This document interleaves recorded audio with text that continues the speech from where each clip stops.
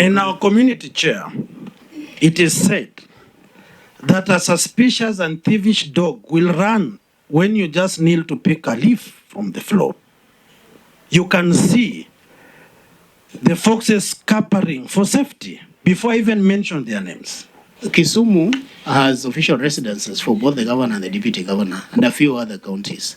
So what I am asking, because I know the governor may say that we've not built. Yes, we do not need to build, but we can rent out an official residence for the office of the deputy governor, and it is facilitated. It breaks my heart that over and over I saw your team and our team working together to get elected. Immediately after we got elected, you've been shafted, some of us have been shafted, and we are saying something has to be done because devolution was never meant to be adversarial. It was supposed to be complementary. As soon as I had been sworn in, that same day, I came to Nairobi to participate in the presidential election petition.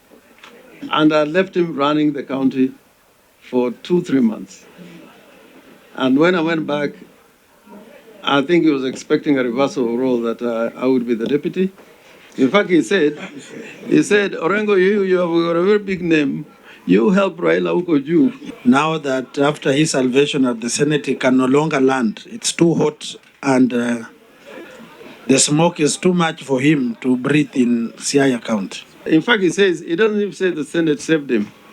As I've quoted, he said, Kenya Kwanza saved me. That, oh, no, this thing, we must rein in there. But I don't think, Mr. Chairman, and this is not an issue we can tackle like that. And if you think that is the way you can go, try it.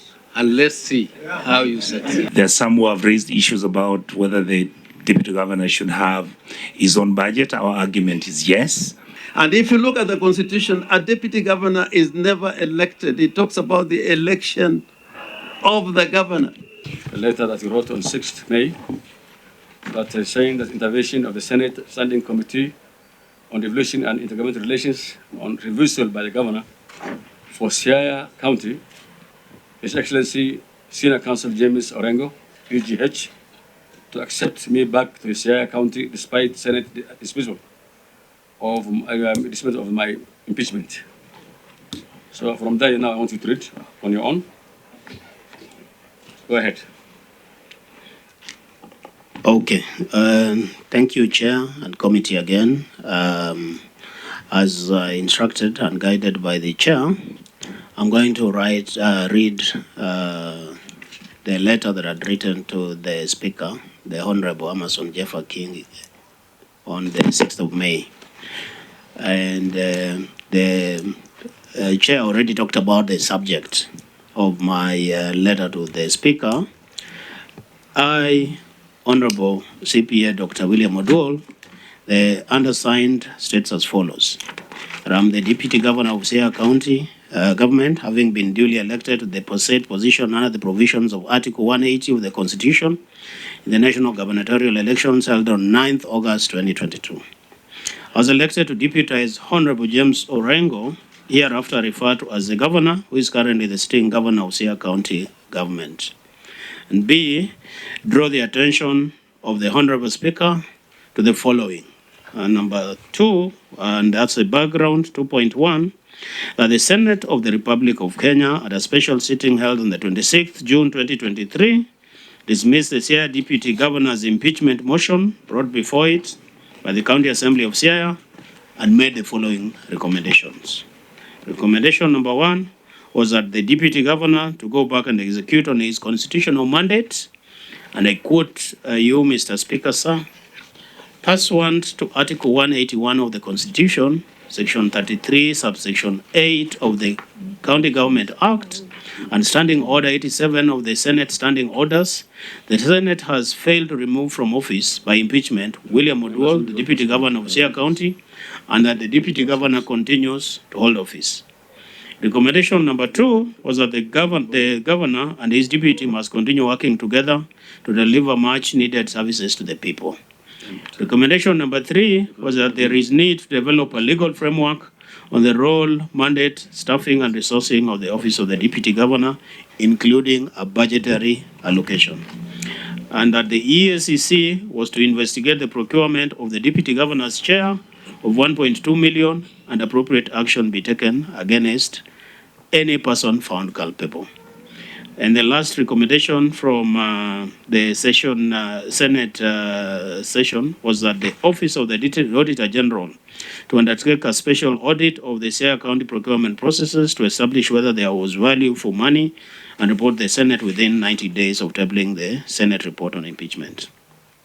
That on my return to Siaya County Chair and Committee, following the unsuccessful impeachment, the governor, using his security and goons, physically ejected me from my office and locked all the doors, including the main entrance to my office.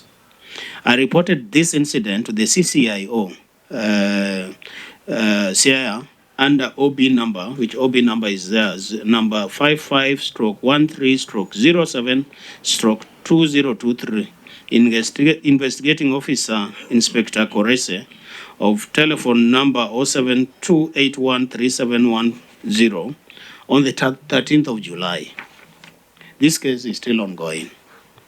That the governor, after unsuccessful impeachment, completely blocked me from any county activities, does not delegate to me any duties, has instructed executive members not to deal with me, has completely refused to invite me to cabinet meetings, as was the practice before, continues to withhold all my allowances and benefits, including fueling of my official vehicle, without explanation.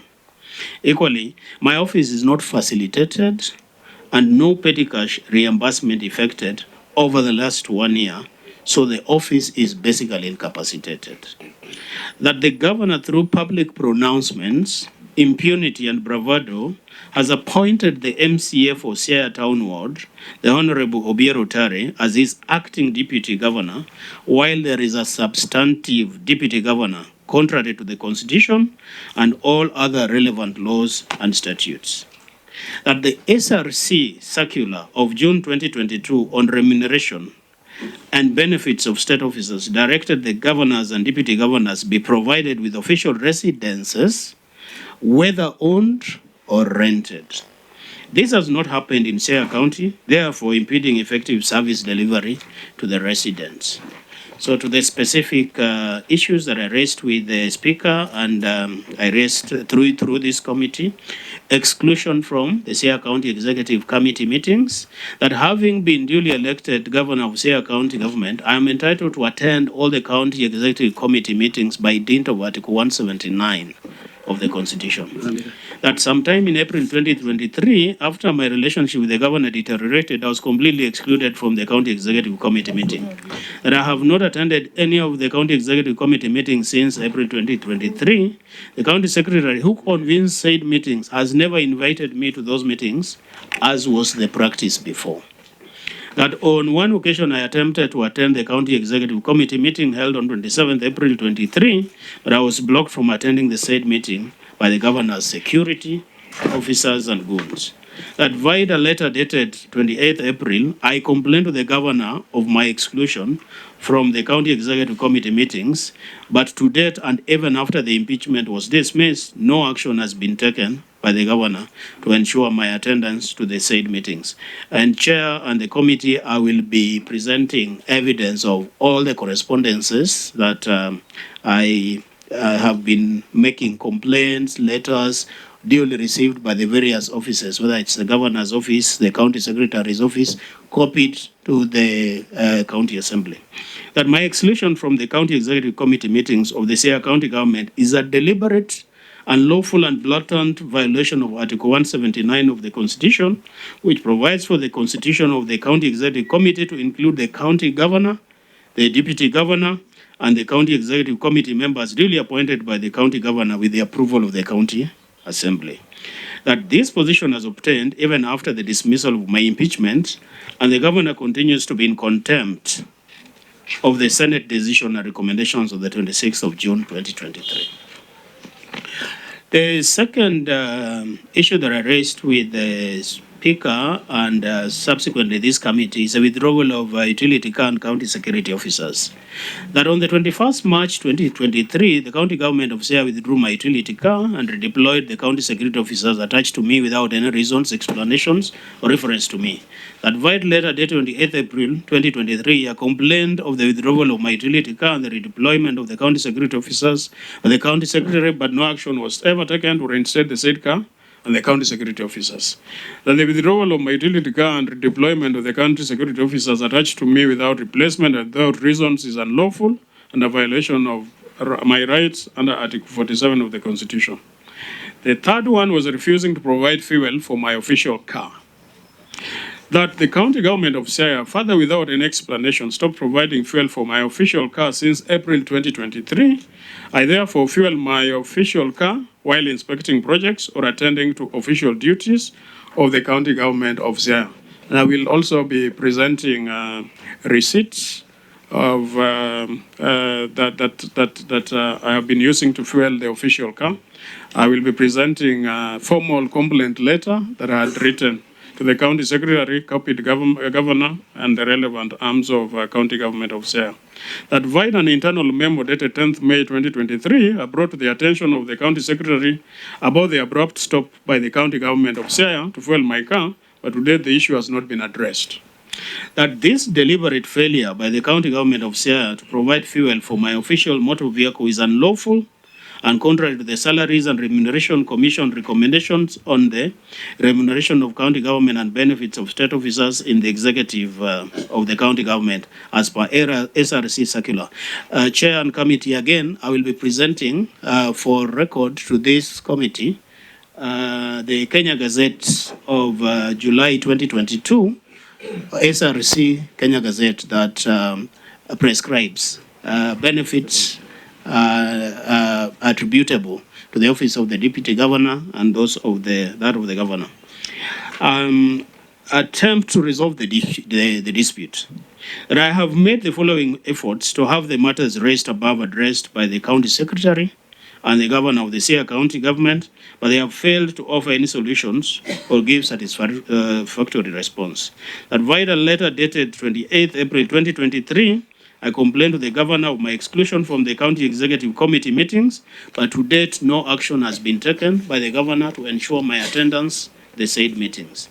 That sometime in July and August last year, I reached out to Siaya County Luo Council of Elders through their chairman, Mr. Ayaga, expressing willingness to be reconciled with the governor, especially after the Senate recommendations, but this did not bear fruits as the governor was not willing. I've also reached out to some clergy and church leaders, especially Reverend Wachianga in Siaya, without much success. I even went further and made an impassioned appeal in all media outlets, but all this turned on deaf ears. That via a letter dated 28 April 2023, I complained of the withdrawal of my utility car and the redeployment of the county secretary officers to the county secretary, but no action was ever taken to reinstate the utility car. That via an internal memo dated 10th May 2023, I brought to the attention of the county secretary about the abrupt stop by the county government of Siaya to fuel my official car, but to date the issue has not also been addressed. That I have made the best efforts to have these matters addressed by the relevant authorities, all of which have failed to give a satisfactory response. That I confirm that the issues I have raised above are not pending before any court or constitutional office, whereof I humbly pray to you, Mr. Speaker, and the Senate, and as a consequence, this committee, the Senate directs the county government of Siaya to include and involve the deputy governor in all its county executive committee meetings as recommended after the impeachment dismissal. That the Senate directs the county government of Siaya to reinstate my utility car and county security officers attached to me to guarantee security. That the Senate directs the county government of Siaya to provide fuel for the deputy governor's official motor vehicle and to reimburse his monies expended in fueling of his official motor vehicle while performing official duties. That the Senate directs that the county government facilitates the office of the deputy governor, reimburses his staff allowances and office petty cash. That the Senate Standing Committee on Devolution and Intergovernmental Relations conducts a visit to Siaya County for a fact-finding mission on the above-raised issues that have affected the smooth running of Siaya County affairs, which have worsened intergovernmental relations at the county level, and make appropriate recommendations. That the Senate directs that the county government provides the Deputy Governor with an official residence as per SRC Circular of June 2022 on remuneration of state officers. It is immaterial, and this is important, it is immaterial that the county may not have constructed both the governor and the deputy governor's residence.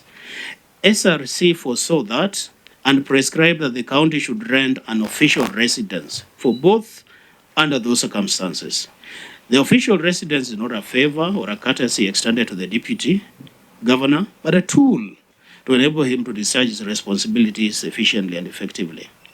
That the Senate compels EACC to provide a status update on the procurement of the deputy governor's chair of Kenya shillings 1.2 million and whether appropriate actions have been taken against any person or persons found culpable. And that the Office of the Auditor General to provide a status report on the special audit of the Siaya County procurement process to establish whether there was value for money as recommended by the Senate.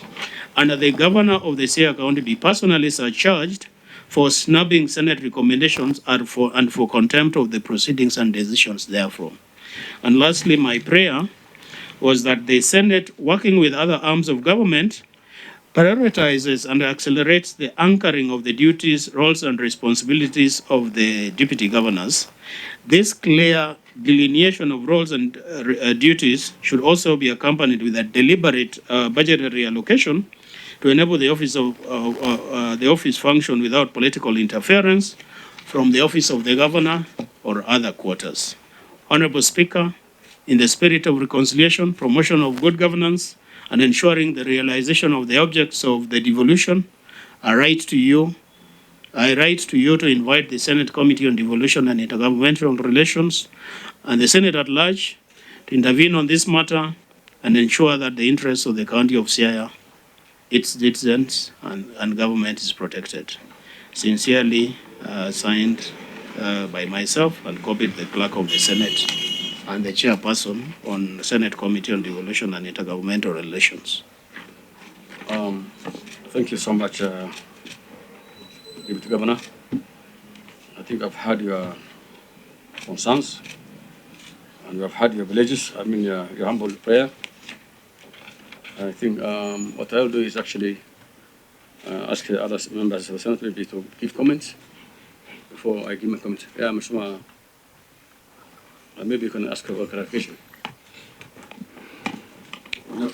Thank you, Chair. Through you, good morning, DG. Good morning. At a personal level, this is a very sad scenario for me. I will not discuss the merits or demerits of it because the committee chair has already made a ruling on what we'll do. Yeah. The general feel. But it is sad. It is very sad. This committee has had an opportunity to engage other county governments, executive county governments, where the deputies were having issues. As you know, in Kisii, we were unable to intervene on time. Yeah. How I wish we had never allowed it to go that way. Yeah. This committee has been engaged in Trans Nzoia County, and I believe that Governor Natembeya has been really magnanimous. He has carried himself with the dignity we expected. So for me, being an ODM senator and coming from the larger Nyanza area is actually a heartbreak because this was never what devolution was meant to be. I believe this committee will be seized of the issues, and I believe that we'll come up with a concrete way forward. The last point I wanted to raise is that you can be rest assured that this committee, the budget committee, the CIPA committee, we are deliberately discussing, and JLAC, on how we must come up with a strategy on how to ring-fence the position of the deputy governor. There are some who have raised issues about whether the deputy governor should have his own budget. Our argument is yes. and responsibilities that befit the office. Because after all, these are public offices. Then it's not your personal thing. It's not our personal thing. Finally, I want to say that it breaks my heart that over and over I saw your team and our team working together to get elected. Immediately after we got elected, you've been shafted, some of us have been shafted, and we are saying something has to be done because devolution was never meant to be adversarial. It was supposed to be complementary. And we'll wait and hear what the governor says, and then we'll conclusively give our remarks. Thank you, sir. Thank you, Honorable Joka. I want to ask Senator Nzena, for record purpose, please introduce yourself. Thank you, Chair. Sorry, Your Excellency, and all protocol observed. Good morning. Is it morning? It's good afternoon. Good afternoon. Yeah, I'm Senator Izena Lemalitian from Samburu County and the Youth Senator, and I'm a member of this committee. And I'm happy to be here today to get your side of things. We worked very closely during the time of campaign, and I echo my colleague Senator Onyong in reiterating that this is quite a very heartbreaking situation. Thank you. Thank you. Okay, before the other members speak, talk, Deputy Governor, please, I want all the documents that you have to table. It's got to be participant can belong to the Senate. That will be proper to the Senate. So, Chair, Yeah, all documents that you have. yeah, shall I mention them, what I'm tabling? Yeah, for record purpose, yes, go ahead. Okay, so I have a couple of evidence supporting my claims. Yeah. The number one is there are a couple of invitations that I have been invited to, official, that the county of government of Siaya have since refused to facilitate me to attend. This was the forum for the devolution conference, which I think is at the heart of this particular committee. The one that was held in Eldoret, I was not facilitated.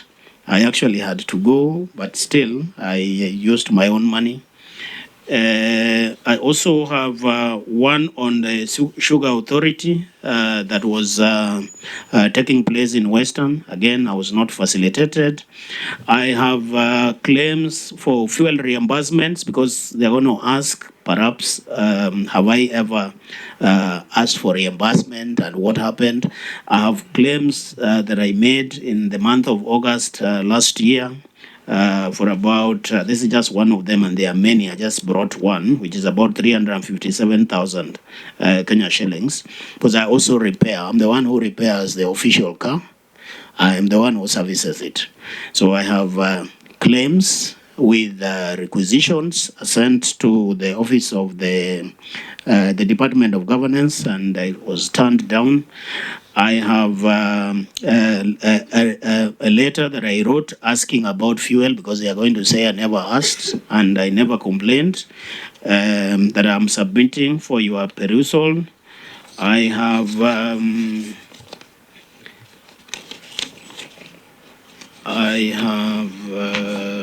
just about to finish. There's one also for an invitation for Kisa Games in Kilifi County. Again, the county turned that down for me. The last one, minutes of cabinet meetings, where I complained about me blocked from attending the cabinet. I have a letter, a complaint letter. And by the way, in all these letters, I would make sure that governor has visibility and the county assembly, including the chair of governance and committee at the county assembly, the committee in charge of oversight. I would copy them, but of course nothing. Yeah, they are all received. They are stamped received. I have requisitions for allowances for me and my staff here that have never been paid. 134,000, 400,000. I have, for want of time, and I made a couple of copies. I think I have about 5 copies. So that should be able to. So in all the cases, Chair, that I've raised with the committee here, I have attempted as much as possible to provide you all the evidence. So I ask that you submit them for record purposes. Chair, There are a couple of copies. Sure. can I speak? Sorry? Can I speak? Yeah, you may. All right. Thank you, Chair. Chair, I want to ask the Deputy Governor because he has taken us through his submissions Let's come check. and in the tone of the submissions is that in various instances I complained.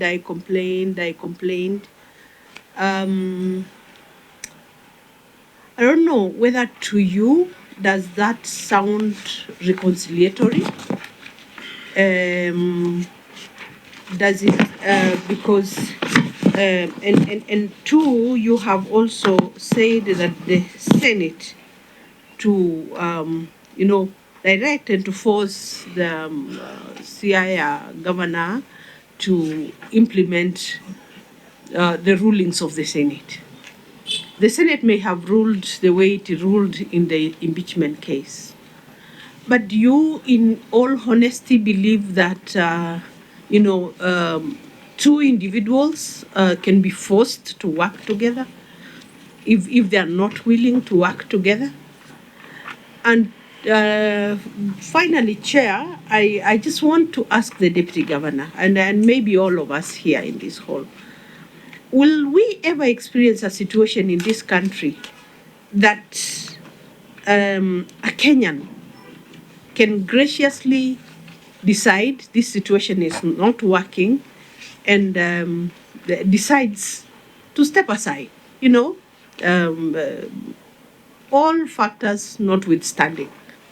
You say for the sake of the Siaya people, for the sake of service delivery, and in your own conscience, can any one of us decide to take a walk and just give room to people to take over the service if they can't work with you? Thank you.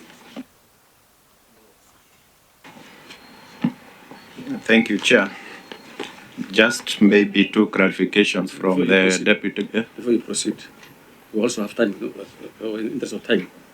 I want you guys to be a bit be brief. Okay. So thank you, Chair. Just Deputy Governor.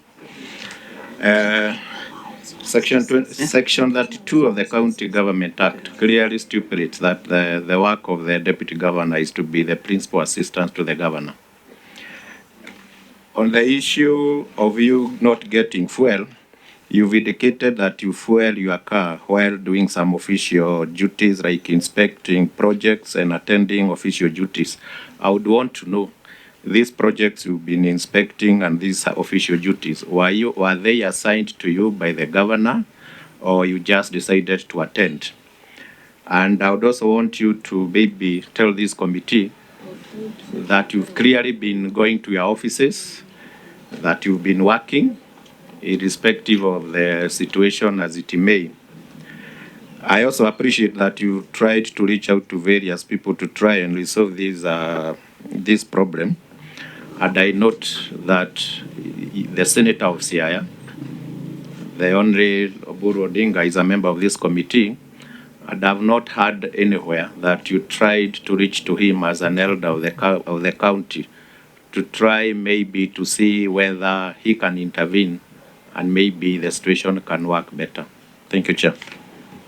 Thank you, Mheshimiwa Buru. Thank you, Mr. Chairman. Mr. Chairman, I want to welcome William Oduol and his team to this committee.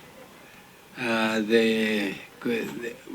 of them are well known to me. So, Mr. Chairman, I don't want to be prejudicial because I'm from Siaya. So, Mr. Chairman, I want the committee to make their decision without my possible prejudices as a member of the Siaya community. But, this letter, Mr. Chairman, to me appears to be non-reconciliatory. I want you to order the governor to do this, order the governor to do this. But I know if maybe we had law which gave the deputy governors specific roles which they can do, and even specific budgets which we are trying to do. But for now, he is the principal assistant of the governor. He is supposed to deputize the governor.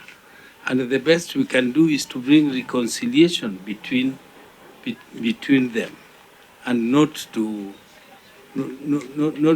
say we are forcing the governor, that the governor must agree to work with you because the law says so.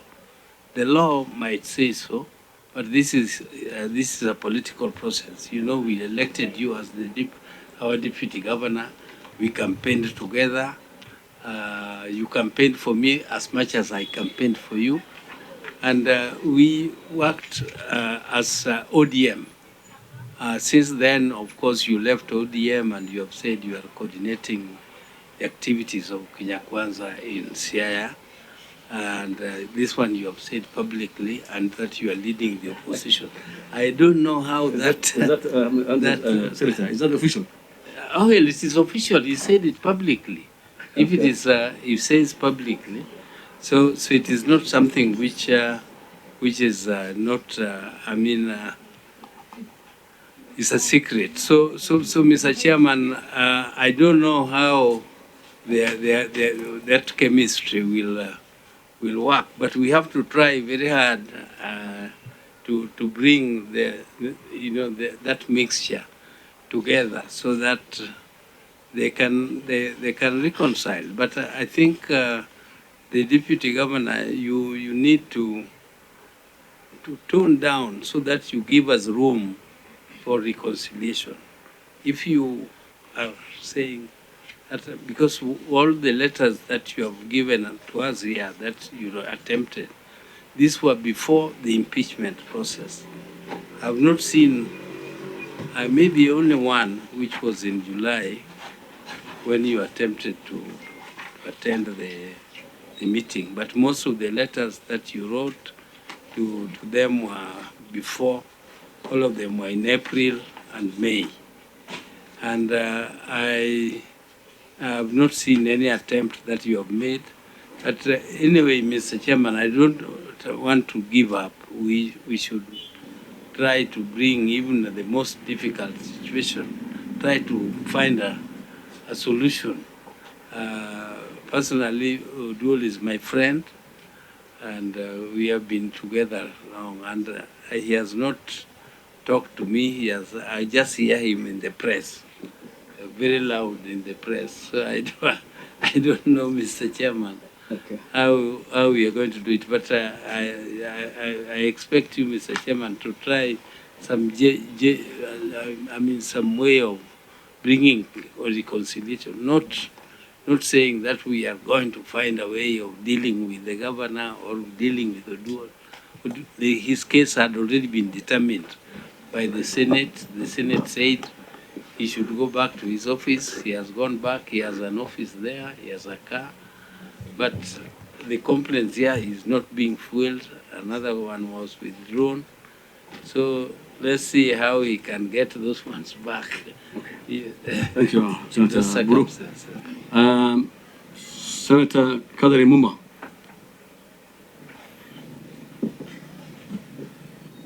Hello, can you hear me? Yes, we can hear you. Go ahead.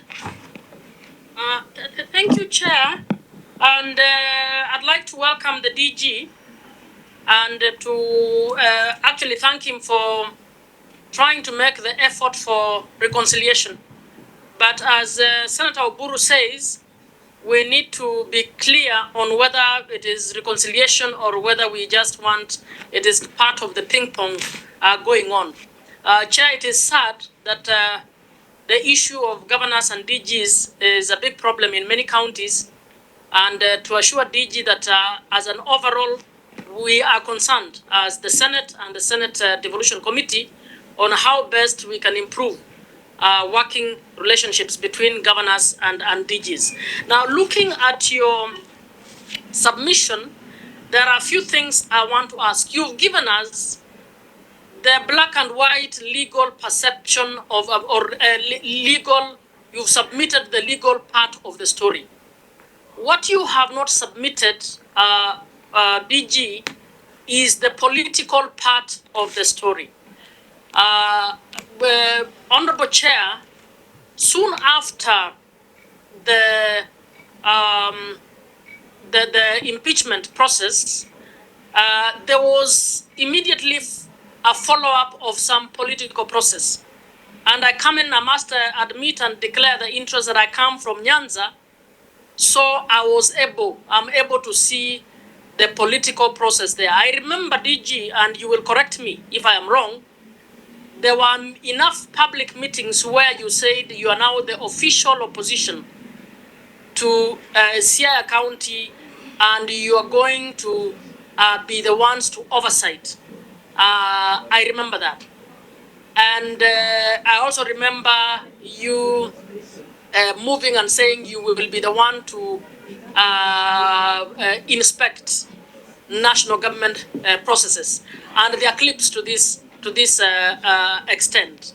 Now, of course, that was, in my view, the natural response that would be there given the serious adversarial process that has been between you and the governor.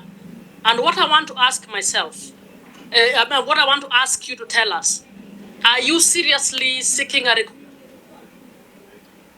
Hello?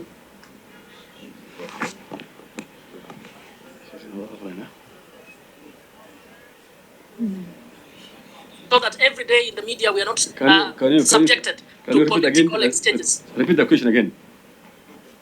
Hello? Yeah, repeat the question. The question is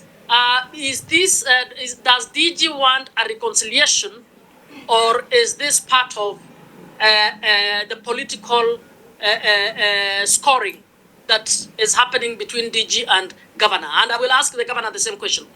That does the governor, what can the governor do in order for us to reconcile these issues? You've made a number of requests.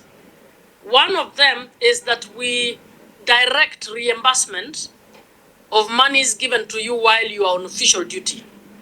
At the same time, you're telling us you have not been allowed to work.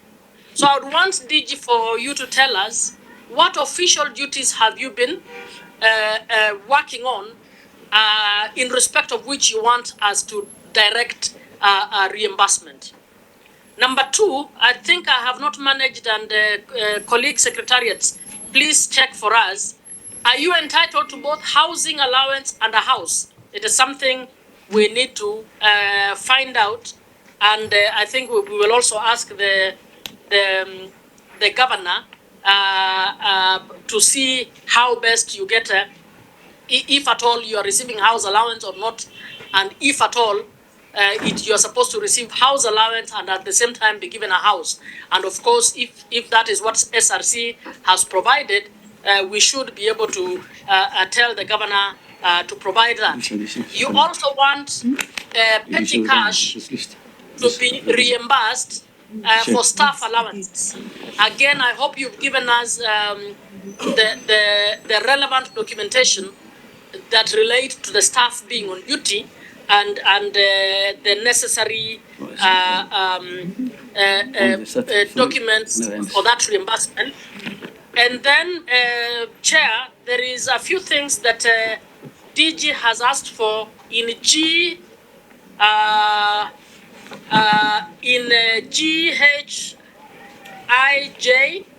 I agree with Senator Tobiko that when you say you want governor to be personally surcharged for not responding to letters you've sent to the county secretary, again, I don't know whether that is adversarial or whether that is conciliatory.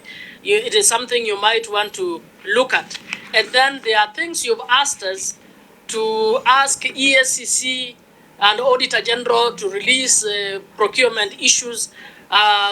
Just for us to note that Auditor General and ESCC Article 59 commissions, they don't get directed by the Senate. It suffices that we actually wrote after the impeachment that we will get to try and get the detail. I don't think you can then tell us to direct them to actually move the whole thing. I hope you've given us your evidence on the appointment of an MCA as an acting DG. I have no clue. That is a completely alien process if it has happened, and I hope you have given the necessary evidence to show that Senator Orengo has, why am I calling him Senator? That Governor Orengo has indeed appointed an acting DG. But Chair, I hope we can then help get to resolve this issue. Thank you very much. Okay, you have something? Thank you, Chair. I want you, Chair, to apply the same dose of briefness as my deputy able Vice Chair has equally enjoyed herself in diaspora, giving us a lecture, Honorable Chair. Order, Senator.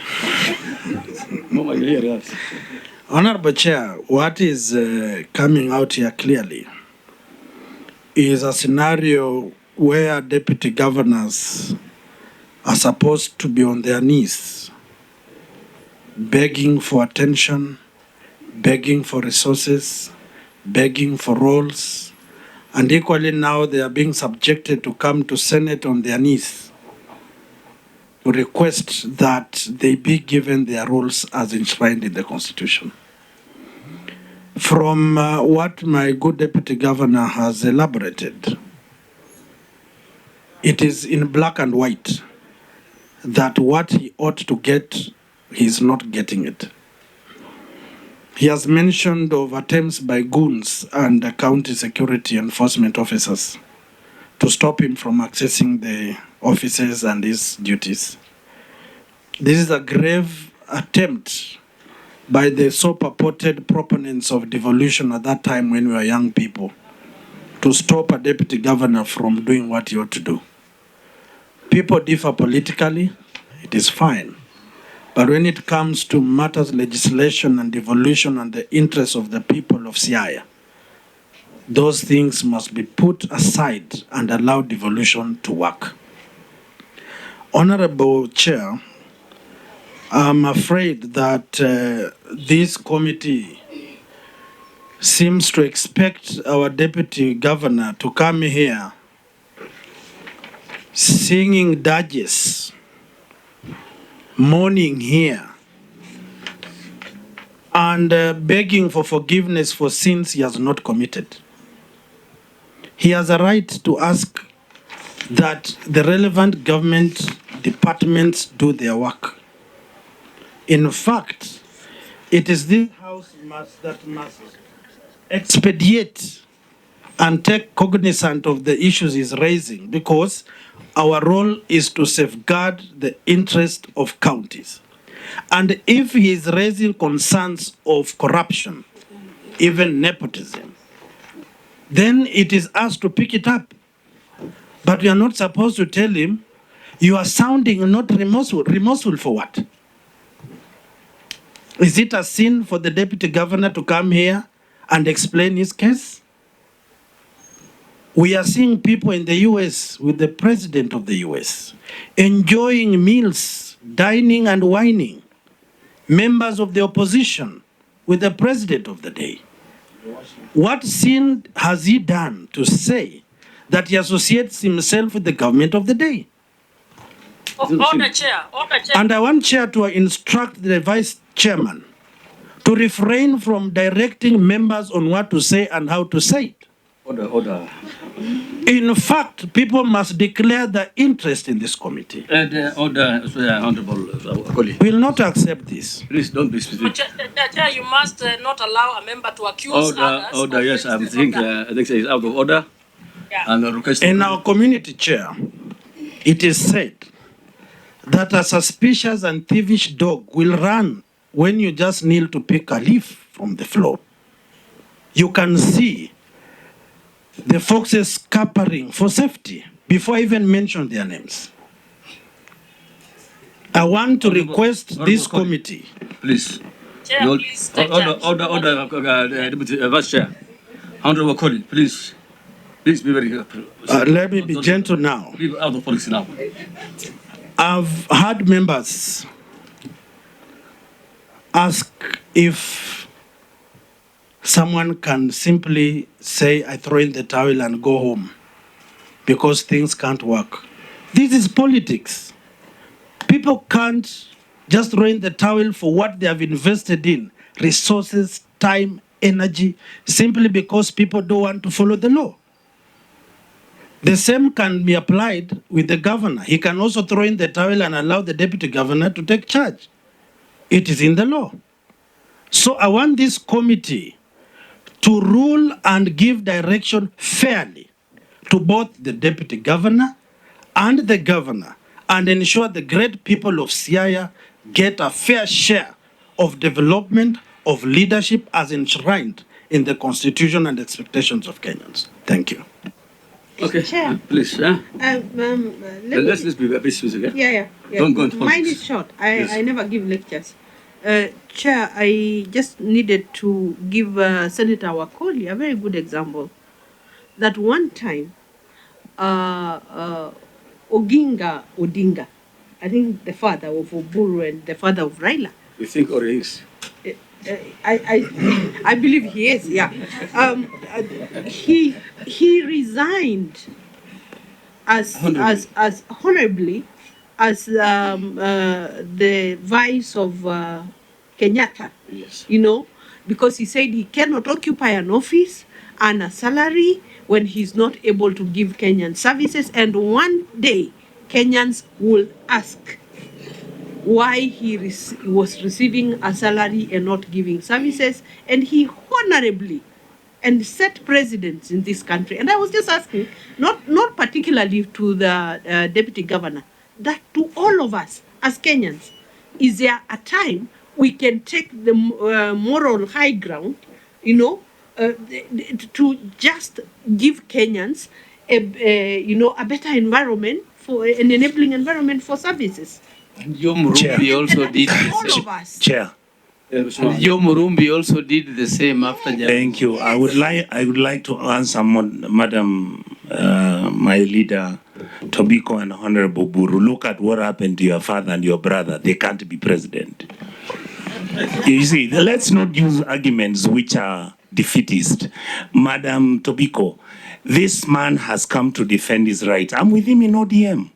We cannot justify or we cannot stand here and start vilifying him for not being nice enough and towing the line and being nice. The truth is the matter is political. We can intervene politically, but there must be give and take on both sides. And lastly, Chair, this man went and said he's an opposition member who went and said he's going to be supporting the national government. Every day I see Raila with Ruto in State House. What are they doing? Okay, Honorable Chair, sorry, just to interject. I beg your audience, Chair. Order, my friend. The day I know you are Raila a doesn't go generous to man. State House. Please. Order, members. Always. Order, please. Let's not. Does he reside in State House? Honorable Onyoka, please. I think let's keep politics aside. Just 1 minute. Listen, we want justification. The DG is here, and as to say all that what probably he had. We will also listen to the governor. Our I think should be to look for reconciliation in the interest of the people of Siaya. Yes. So let's not take sides and keep politics away. Thank you, Onyoka. Thank you. Well, finally, Chair, I think the nature of devolution, when you see enforcement officers behave in a certain manner, the ministry, the CC Finance, and all that, you know, tightening the channels of resources to the deputy governor, there must be a source of instruction. And if by law, these are opportunities and logistics that a deputy governor must get, and is not getting, not by default, by design, we must call them to order. We are not in a society where we serve because of somebody's benevolence. Chairman, you are still encouraging lecture. Honorable Wafori, please. Chair, I think I have already... We have not reached conclusion. The committee will decide. We have and not... all this will be allowed. I'm just raising the concerns. Yes, you raise this concern. And I feel the boil is about to burst. Let us allow it to continue, Honorable Chair. Okay. Members, please. I think you have still a long way, and time is not on our side. Anything to do, any recommendations, we'll do ourselves. When we're alone, then we can say anything. Now that, let us not be trigger happy or water camera happy. We will be able to manage these things. Honorable Governor, Deputy Governor, you have one or two things to say in response to what you have been asked, and please be very brief. Okay. Don't also blaze the gallery of the cameras. All right. Thank you, Chair, and thank you, committee. I've listened very keenly to the feedback and some of the recommendations. So I would like to mention from the outset that yes, I am seeking the intervention of this committee to see if there is a way in which we can provide service for the people of Sia County. Because today, opinion is divided, but I did bring in votes, just like Governor also brought in votes. Sia County today is divided in the middle. There are those who support me, there are those who support the Governor. The overall objective, the primary driving force is service delivery to the people of Sia County. And this is what is driving me towards ensuring that there is reconciliation between the Governor and the Deputy Governor. Senator Perez talked about me resigning. Resigning is not going to be an option at this point. And I am going to be the Deputy Governor for Sia County until 2027. And the reason I say this, and I say this with humility, it is important that we inculcate good manners and hygiene in our politics. Oftentimes you see governors and deputy governors during elections, bosom friends, very close. And after elections, governors do not want to even get closer to their deputies. Morality can never be legislated, or good manners can never be legislated. It is important that those of us that believe in good governance tough it in so that we do not perpetuate bad manners from would-be other governors. So I am not going to resign. I am in for the long haul. Senator George talked of me being a principal assistant to the governor, and that's true. I am the principal assistant to the governor, and you also principal assistant to the governor. Yes, and then you also asked whether I've been going to the office. Yes, I initially when I came from the Senate, I used to go to the office a couple of times, but now I have been making technical appearances because the governor has decided not to delegate any duties to me. And the other public pronouncement that I made, which I agree, I think it's either Senator Perez or Catherine Moma that talked about it, that I said, if the governor, because the media asked me, so if governor is not assigning responsibilities to you, what are you going to do? I said that, yes, I will still hold the county accountable. I will ensure, because we had a manifesto that we sold to the people. I said I will still go and inspect those projects that are taking place across Sia County. And once in a while, my resources allowing, I would use my resources, the fuel, to go and inspect those projects, just to ensure that service is still delivered. Senator Buru, as to whether, or he talked about me being ODM Kenya Kwanza, I think that's really neither here nor there, because we have seen political formations and shifts. Of course, our party leader, Raila Odinga, is continually with President Ruto. And he also said that he only hears me about me making noise in the press, that I have not talked to him. Senator Oburu, chair, if you allow me, is known to be fairly truthful, usually. But on this one, he has not been truthful. Because when this thing started, he is the one that I went to, and he met me at United Kenya Club, together with my friend here. The one who invited, who called. Yeah. Yes, Senator. Sorry. Yeah. So, and then after the Senate dismissals, he went ahead and made pronouncements that was anti-reconciliations, pronouncements that were anti me going back to Siaya. So I formed then the opinion that he would not be an objective arbiter in this particular instance. So that's why I did not reach out to him, but I would still welcome his counsel and intervention. And Senator Oburu, you'll also agree with me that, yes, I used to make noise before the Senate made its pronounce itself on this matter. From July last year, since the Senate made a decision, I want to challenge anybody to tell me if I have been to any press, if I have said anything. I already pronounced myself. I already talked about the issues that I thought were fundamental.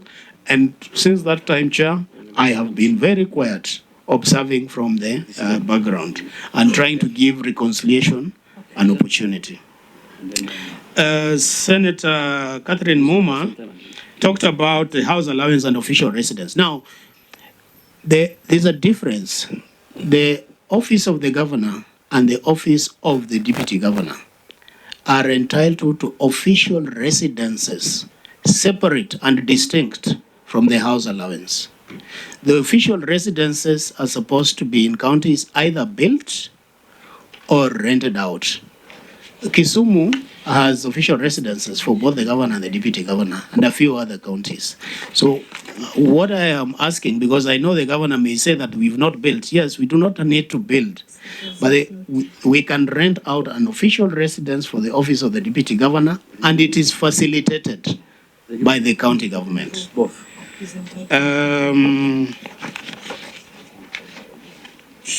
The other, I think Senator Onyonka basically just agreed with me and also just talked about, Senator Onyonka and Senator Wafula talked about the aspect of the committee and the need for it to protect devolution.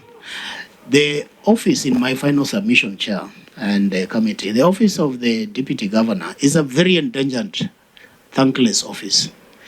It behoves this committee, and I'm glad that various committees are working on the office of the Deputy Governor. It is really not so much the roles and the responsibilities. That office needs to have budgetary allocation. If it has its own budget, whether it is 10% of the governor's 100% budget, whatever it is, there we will not have these rankles that we have. The deputy governor would come to the office and go and carry out their activities. If I had a budget in my office would be fueling my car. I would be able to attend official functions, those invites that governors use as carrots to dangle. So I'd like to ask this committee, together with the other committees, to look at the office of the deputy governor with a view to anchoring it, if not on the constitution, but on the county government act. Devolution, again, needs to work, and we are relying on this committee to make it work. Thank you. Okay, I think, sorry.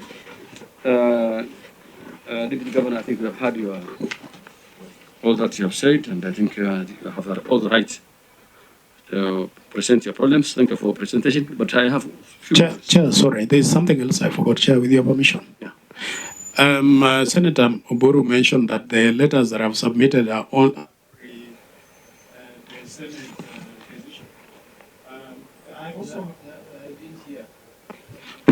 Come again? so the Senator Oburu mentioned that the evidence that I have presented, there are letters that I wrote before the dismissal of my impeachment, but there are other letters that I've also attached, Senator, after my, especially when I went back to the office. When I went back to the office, and they blocked my office.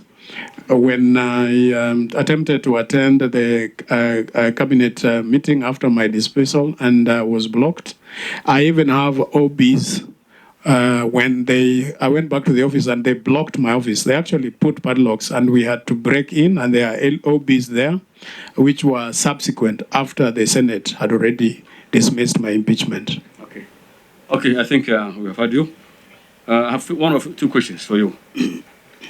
You said that you normally go to the field to inspect projects. Yes. And then you submit a report to who? After whatever you find, whether it's positive or negative. You don't have to write a report. No. Why did you submit that report? You see, because we, if we were working, if I was working closely with the governor, I would, because the way we were working before is we would not have formal reports. We would just have briefing sessions on a periodic basis.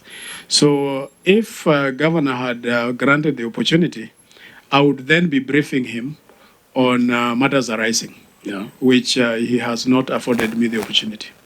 So when you go to the field, yes, to see projects, ongoing projects, or whatever is happening there, yes, how do you get a feedback? So where do you give feedback? You give to the press, you give to the public? I get to the public. I speak with the public. Okay. Yeah. Okay. Okay. Now, your reports, I mean, your requests and your prayers. Yes, sir. Partly, you are looking for a way to at least reconcile with the governor. Partly. Yes. Partly, you are accusing the governor. IG, IE, and what do you call a humble prayer? Yeah, your prayer. If you look at F, that you are directing, Senate directs that the county government provides the deputy governor with official reason. That's okay. That's in order. Yes. G, that the Senate compels EAC to provide a status update of the procurement of the deputy governors. That's okay. The 1.2 million. Yeah. To compel, okay. That the Office of the Auditor General to provide a status report. Is that okay? Yes. That the governor of Siaya County be personally surcharged for snapping Senate recommendations and for contempt of the proceedings and decisions therefrom. And that the Senate, working with the arms of the government, prioritize the acceleration of anchoring of the duties. That one is okay? Okay? Yes.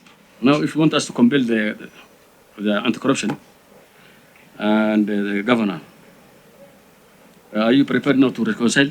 But if you want this committee to intervene and reconcile with the governor, are you willing to reconcile beside all other issues that you have said?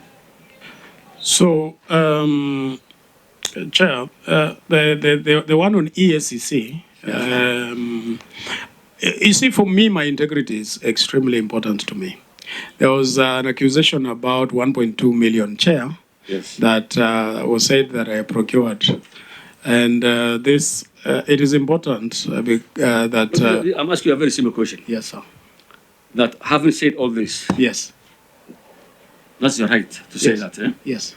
But now, if this committee wants to make an intervention, yes, for reconciliation, yes, between you and the governor, yes, are you ready? Are you ready to reconcile? Yes, yes, Chair. That's why I'm here, and I'm expecting this committee to exercise discretion. I have my perceptions. My perceptions should not inform your reality. Right. Yeah. Okay. Thank you. Chair, I appreciate the straight questions you've asked my good Deputy Governor on his intention to mediation with an onslaught of accusations against the Governor. In natural diplomacy, you'll never have a consensus without accusations. One must table his or her accusations bare so that the mediating team can be able to navigate based on the information on table. So we need to look at the deputy governor coming with both hands up like one supplicating than those who come with hidden cards under the table. So I want to congratulate him for putting bare what he has to put bare. And therefore, through your guidance, Chairman, be able now to invite the good governor to now find himself and navigate on what our deputy governor has tabled before the Senate. Okay. Thank you. I think as we end, I want to, is there anybody who has any question or make a suggestion?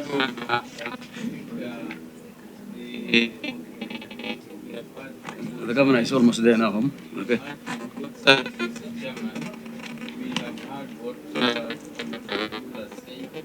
But this matter has two aspects. There is the legal aspect, which he has put clearly, and the practical aspect of what happened on the ground. And there is also the political aspect. Of course, His Excellency Oduol believes that he is under some protection of the big guns. So they try to involve the name of Raila. Raila is not part of this, and he has not able to defend himself. So whether he goes to State House or not, I don't know. I just heard it from you people. But if he goes there, of course he wants to be some job in AU, and Ruto has pledged to campaign for him. So Ruto is not here also to defend himself. Okay, Mr. Mheshimiwa, so we are not discussing those two people. Okay. Let them meet, but this is, for us, we are just saying that this thing has some political aspect. Let us leave out names. Let us leave out those names. Let us discuss them independently without involving. And I hope that, Oduol, you are sincerely asking this committee to reconcile you and Orengo so that you can work together. And that, even though my brother here calls it kneeling down, we don't expect you to kneel down, but we expect you to reconcile. Reconciliation does not mean kneeling down. Reconciliation just means accepting that you have two different views, you are two different individuals, you are two different personalities with different, whatever personalities, but you have to work together for the sake of the Siaya people. That is all we call reconciliation. It is not asking you what my brother was saying, that somebody here in the Senate wants you to kneel down and come and pray that, I reconcile because of this and that. But when you are cantankerous saying this and that you must compel this to do this. You must compel the governor to do this. So, and if we compel him, if we tell him and he says he's not giving you work and you go back there, okay. Who is going to compel him to give you work? Time is not on our side. It's not easy. Please. It is not possible humanly. Okay. Thank you. I think I want to 1 minute. I want to appreciate the tone of my senior Oburu Odinga, that the interests of Siaya County takes precedence, and that this sitting is not the proverbial case of a hyena presiding over a matter brought by the sheep. So be comfortable, be free, and be sure that this committee will give guidance and a solution to the great people of Siaya. Okay. Thank you. Thank you. Thank you. Your Excellency. Yes, Chair. As the wise man said, at times, the Siaya is bigger than both you and the governor. Yes. And in the interest of the people of Siaya, Yes. people of Siaya, what they need is services. Yes. And that it must be delivered. So at times you have to forfeit and swallow your whatever pain you have or whatever bad deeds that have been done against you. This committee will try its best to reconcile you. Okay. We will take the initiative to bring you together. And therefore, meanwhile, a bit of militancy is in you. I mean, I don't know. You look so bitter still. So I want you to resent these feelings until when we'll have time for both of you to come together. Is that in order for you? That's in order. Okay, one other thing is actually on the duties of, I know, there's a lacuna in the deputy governors have not been given specific issues. I mean, Roles. Yes. But of course, already there's a bill, this amendment bill that is coming in, which is there already in the Senate. And we want to anchor a proper legal thing, articles. Okay. That will safeguard the interests of all deputy governors. The way the deputy governor, the deputy president, is actually anchored legally. Okay. In the Constitution. Okay. So it's already there. We'll take care of all this interest. The committee have already had listened to some of your colleagues and some of the deputy governors. We will call you, all of you, time. We'll give you the opportunity so that you can contribute where you think that we can be able to help. Okay. This messy kind of partnership with your former governors. With the governors. Okay. Because you have all the legal right to be listened and to be given your. It's right. It's actually you're right. It's not anybody. You are not there because of anybody's interest. Yeah. You are there officially. You are elected. But of course, the human nature, the bossy level. The governor wants to become the boss of everything. The deputy also wants to become the boss. So I think there's a lot of interest that's coming up. So with those few remarks, I want to thank you for coming. And it's my humble request. I want to think otherwise now. But we will do all these things. We'll call the governor. And we'll come to Sia one time. So that we can all of us talk in one table. And we'll discuss issues so that you guys move forward together. The larger people that you're serving, I know you are still interested in politics. But you have to be tactical also on how best you can win your other colleagues. So, Karibu, this committee is more than willing to reconcile you and the governor. And hopefully, we did the same in Kitale. And today they are working together humbly. We will do the same for you also. With those few remarks, I want to say thank you all. You're most welcome. Yeah. Can I seek a clarification? Yes, 1 minute, yeah. Sorry. I have listened to you, and I thank you for your words of encouragement. Again, I am interested in reconciliation. The clarification I wanted to seek is, yes, I had this session. I'm assuming Governor is going to have a session with the committee. Actually, he's waiting with us. And are we then going to have a joint session for Governor and I after this?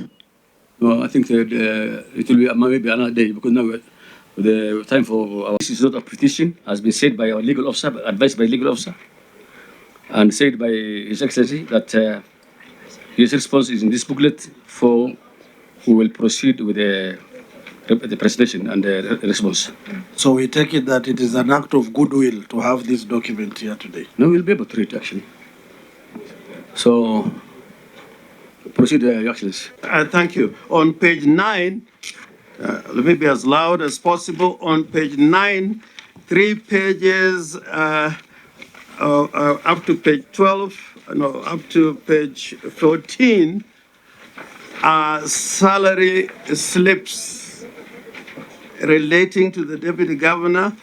On page 9, you can see at the bottom is the salary slip for April 2024. And you can see on the salary slip, there is a rental allowance. Is paid a monthly allowance of 100,000 shillings for housing. This is demonstrated required by the Salaries Remuneration Commission. Put your mic well.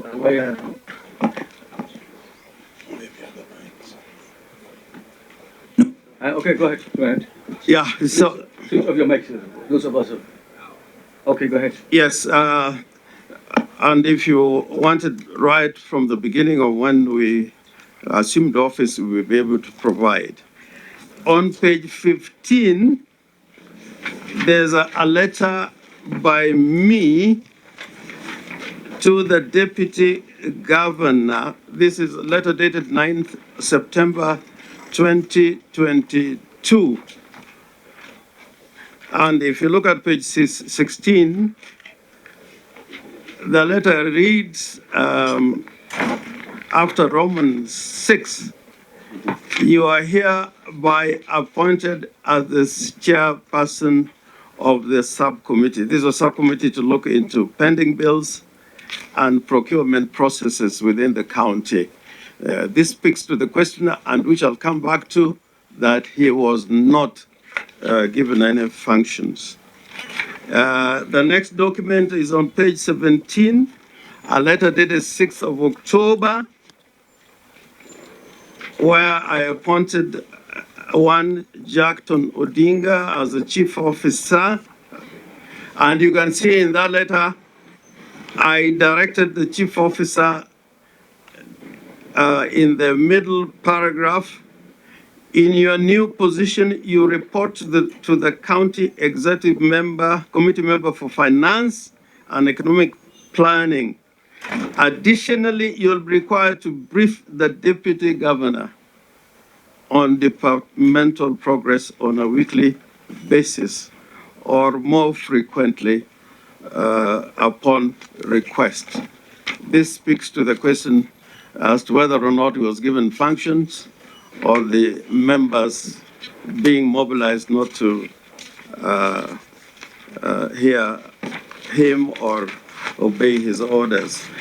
On the next document on page 18 is Executive Order number 1 of 2023, and I'm inviting you to look at page 20. Page 20 at the bottom. Okay. Yeah, you can see in that executive order there is, first of all, number 1 is the office of the governor up there on top, and then secondly, office of the deputy governor. And with the governor, the key office, there's a chief administrative officer, and then the functions are set out. Deputy the governor in the execution of the functions as assigned, chairing county executive subcommittees as assigned by the governor, and I just shown one such assignment, coordinate implementation and execution of special programs as assigned by the governor, and then any other functions assigned to him by the governor. Is a long document. The next document that I need the committee to look at is benefits of state officers by Salaries and Remuneration Commission on page 35. And that relates to the office of the county governor, deputy county governor, and member of the executive committee. If you turn over that document on page 36, paragraph 2, benefits of state officers in the executive of the county government. And A, official transport shall be provided as follows. Roman 1, governor and deputy governor shall be provided with official car or car of engine capacity not exceeding 3,000 cc. And then for the members of county. And then there are the other benefits. I invite you to look at the other benefits, but of importance. I want with respect for the committee to look at page 37, paragraph I, official residence. This is important. The county governor and the deputy governor shall be provided with an official residence together with commensurate home utilities and attendance by the county government. The official residence shall be a physical building house owned by the government. The benefit shall not be committed to cash in lieu of an official residence.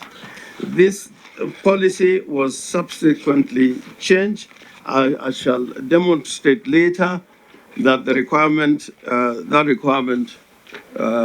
of having an official residence was not a priority, even in terms of the Salaries Remuneration Commission. Then the next document is on page 38.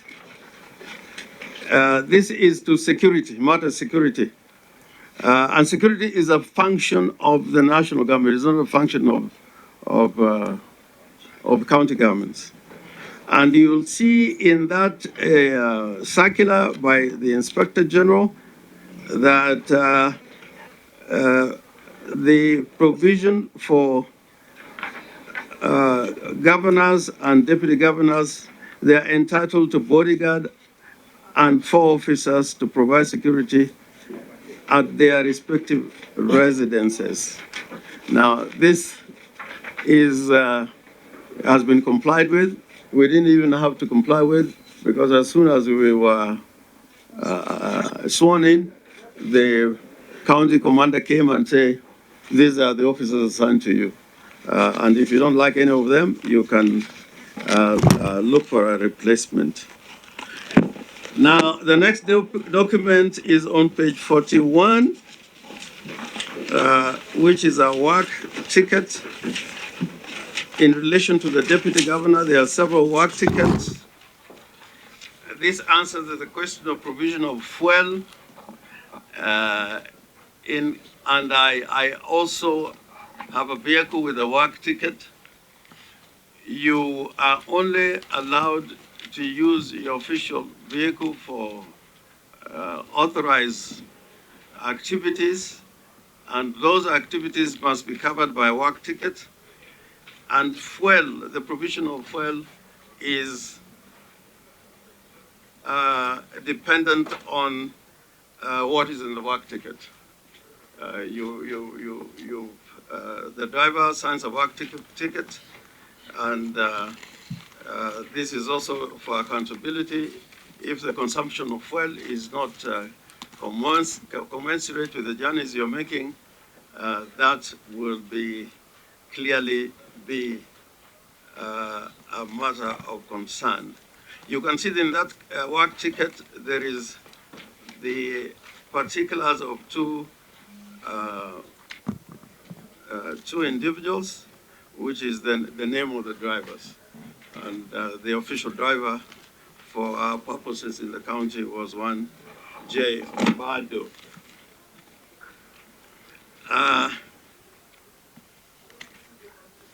Before you proceed, I think there are 2 signatures here, one for Oduol and one for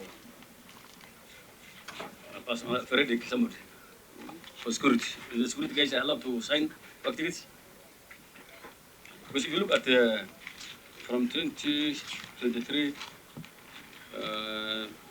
1, 2, 3, you can see there are 2 signatures here, the work tickets. Yeah, that will be now a question of accountability, because it is the driver. Okay. It is the driver. We should sign. Yeah. Yes. There is also on this form, at the bottom, there are places that have not been filled. If you look at summary of works ticket, and then fuel and oil, total distance, mileage per liter, Governor. This is not a complete form. Well, maybe, sorry. I think I am trying to make the point. Yeah, but Governor, you are a lawyer. It has no stamps, not signed, not filled properly. How do you explain this? Okay. Just take note of whatever. I think I will, because of in interest of time. I think, Chair, the Chief of Staff should have been presiding over this. He should have served the Governor this embarrassment. Thank you, Chair. Okay, honorable members. Chair, again. Honorable members, please. Chair, Also, we have no time. A point of order, Chair. Okay, go ahead. Let's be honest and fair to everyone. The Deputy Governor I think he's seeing this document today, if I'm not wrong. Is it right, the Deputy Governor? This document. Yeah, what is it? This document now before us. Yes. Is He has not brought any of this type. And we had no answer on those he things. has not even seen it. So We are not sure. how is he going to respond to this now? Are we fair to him, really? Okay, let's do one thing. Let the governor finish his presentation, and then we can ask later questions, please. Eh? Let's be close, mix up. Go ahead. I think the originals are valuable for inspection. They are stamped, but in photocopying, even mine has got a faint stamp. Yeah, if you look carefully. Okay. Yeah. Go ahead, Your Excellency. Yeah.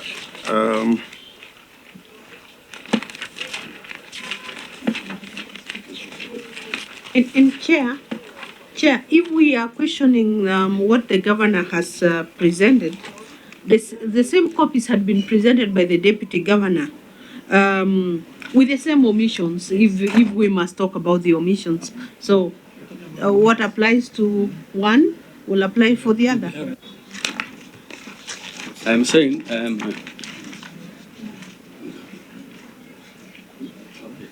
let me request one thing from members, please. Let the governor complete his presentation. And thereafter, then we can ask questions and clarifications. Yeah, and I want to tell the committee, we have nothing to hide. We Okay, have thank you. absolutely nothing to hide. Okay. And I'm glad there's been an invitation for you to visit the county. We have nothing to hide. The next document I want to refer to you is on page 55. This is again from SRC.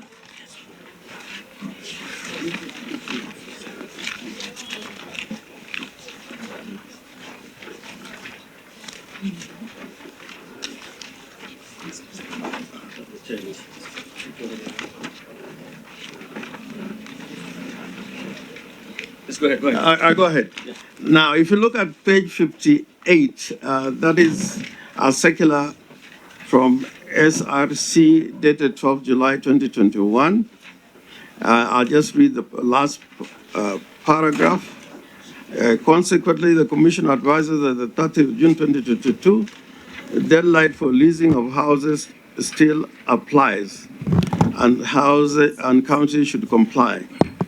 In addition, the Commission would like to reiterate that House Alliance is not payable to the state officer to this benefit, to whom this benefit is extended. The SRC was making the point that you cannot have a house and be paid a house allowance. In our case, we are paying house allowances to the Speaker, to myself, and the other officials of the county.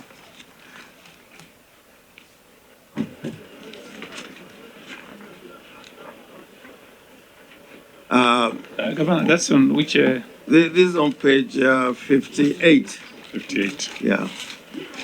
There have been several advisories from the SRC, and they have come to visit us. There was yet another one on 27th of June, and that is found on page 59. Now, when it comes to the question of why we did not build residences for the governor, there's an extract of minutes of the County Executive Committee meeting held on the 9th of November 2022. And if you look at the list of attendances on page 61, I was present and chairing, and the Deputy Governor was present. Now, if you look at the resolution of the county in respect of residences, Roman 8 of page 62, it was agreed that the allocation for construction of state officers' residences in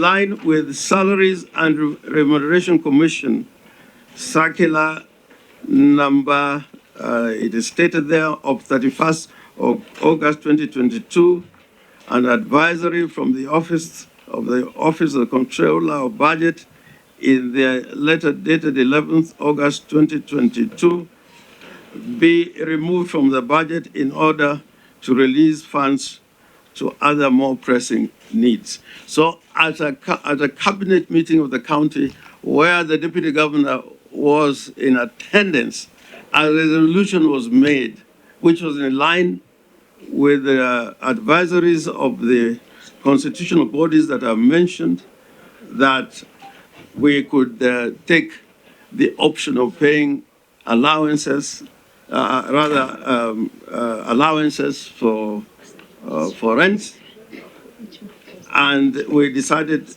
to spend the money that was allocated for building the residence for the governor and the speaker to other more pressing problems.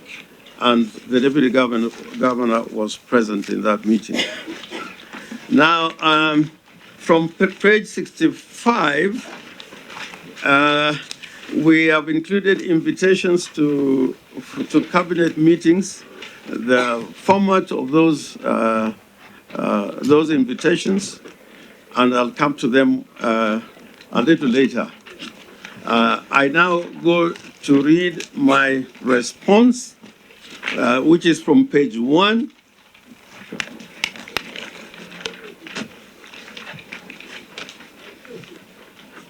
And I'm not following the order of the letter, but I address all the issues that appeared pertinent to me and the county government of Siaya. On the question of delegation of duties, in the Executive Order number 1 of 2023 on organization of the structure of the county government of Siaya Executive, the deputy governor was assigned specific functions, namely deputize the governor in the execution of his functions as assigned. B, chairing county executive subcommittees as assigned by the governor. C, coordinate implementation and execution of special programs as assigned by the governor. D, any other functions assigned to him by the governor. The governor, by letter dated 9 September 2022, appointed the deputy governor as the chairperson of the cabinet subcommittee to scrutinize pending bills and contracts awarded from the 1st of July to 2022 and to formulate internal controls for payment and procurement processes. 3, in addition, the governor, by a letter dated 6 October 2022, had delegated the deputy governor as the person to whom the chief officer of finance shall report to in matters related to the departmental progress. 4, the deputy governor in his letter at paragraph 13, and the letter has been read to us, states categorically that he fuels his official car while inspecting projects or attending to official duties of the county government of Siaya. It appeared to us that there is a distinction between what he's alleging and what he's stating in his letter. Because otherwise he would not be claiming mileage and other facilities. 5, no evidence has been submitted to substantiate the allegation that the county executive committee members are under instructions not to deal with the deputy governor. The allegations are false. The deputy governor has a fully furnished office with all key human resource personnel. If you go there today, nobody has stepped in that office. Even the chair that was brought to this Senate, that chair is in that office. Nobody has sat on it. He has got a boardroom, and we feel very shy to use that boardroom. My boardroom is used by all the staff that are required to use the boardroom. If you go to Siaya today, you'll find his office under lock and key, and it is the only office which is guarded by National Police Service. If you go there, I cannot be able to get an entry because there's 24-hour security by the National Police Service. And the situation remains today. Allegations of withdrawal of utility car and county security officer. The deputy governor is entitled to one official car of engine capacity not exceeding 3,000 cc. 9, the deputy governor is in possession of one official car and is in possession of that car as we speak, which was allocated to him at the point of assumption of office, being motor vehicle registration number 41CG253A, together with the driver of his choice. We have not redeployed that driver. That driver is still deployed to him because that's an entitlement. The deputy governor driver of choice is Mr. J. Obado, and who is in the possession of the car. 10, the Principal Secretary Minister of Devolution and Planning, by a letter dated 17th August 2017, made a communication bringing to the attention of governors a policy approved by the National Security Advisory Council of 16th February 2017 on the security details for governors, deputy governors, and speakers of county assemblies. We are aware that the deputy governor was allocated security by the national government, as he must, at the point of assumption of office, just as the governor was allocated, and he still retains the said security details. I do not have in my contingent a security officer provided by the county because that's not an entitlement, and they are not there anyway. And then I proceed. In any event, post the Senate decision regarding impeachment, the deputy governor moves around with a contingent of national government vehicles, complete with beefed-up security. I don't enjoy that. The minority leader or majorities, probably in this Senate, at least by the time I was here, were not given a contingent of cars by the National Police Service. 3 cars to one individual. Again, that is fact. 11, for the record, the county government does not provide security for the officers, principally because security is exclusively a function of the national government. 12, the county government enforcement officers are not trained to provide personal security or act as bodyguards, as their role is restricted to enforcement. I know some counties have trained them to provide security, but ours are not trained at all for security purposes, other than enforcement. And our enforcement force is courtesy of a city in Canada to which we are twinned. They normally work with us very, very closely. Now, allegation of refusal to provide fuel for the deputy governor's official car and refusal to pay allowances and office petty cash. I wonder whether any senator here operates on a petty cash. Nobody in government is allowed to operate at an individual level as an officer, public officer, to have petty cash. It will be against government financial regulations and the Public Finance Management Act. Fuel government officers' allowances under office expenses are provided on a need basis and upon requisition. I cannot in my car just walk into a petrol station and say, fill it, without a requisition and an approval by the transport officer. And in order to abuse these malpractices, in Siaya now, we operate on fuel cards, in which you're given a limit to what you can spend. 14, from our records, there's no indication of requisition for fuel allowances or any other expenses from the office of the deputy governor. when I was coming to Nairobi, I had to put a request for fuel to be provided in my car and to get a ticket. It is not a matter of cost. According to office records, the last time that the deputy governor used the work ticket was in July 2023. It is the work ticket that forms the basis for fuel requisitions for official vehicles. 15, allowances are paid in advance for authorized or approved trips.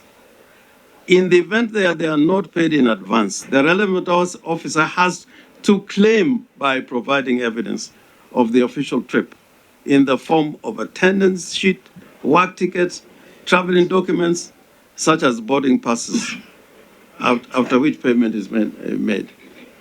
And I know, having been in this house, that applies. Office petty cash, there's no requirement for issuance of petty cash to public officials. I've said that.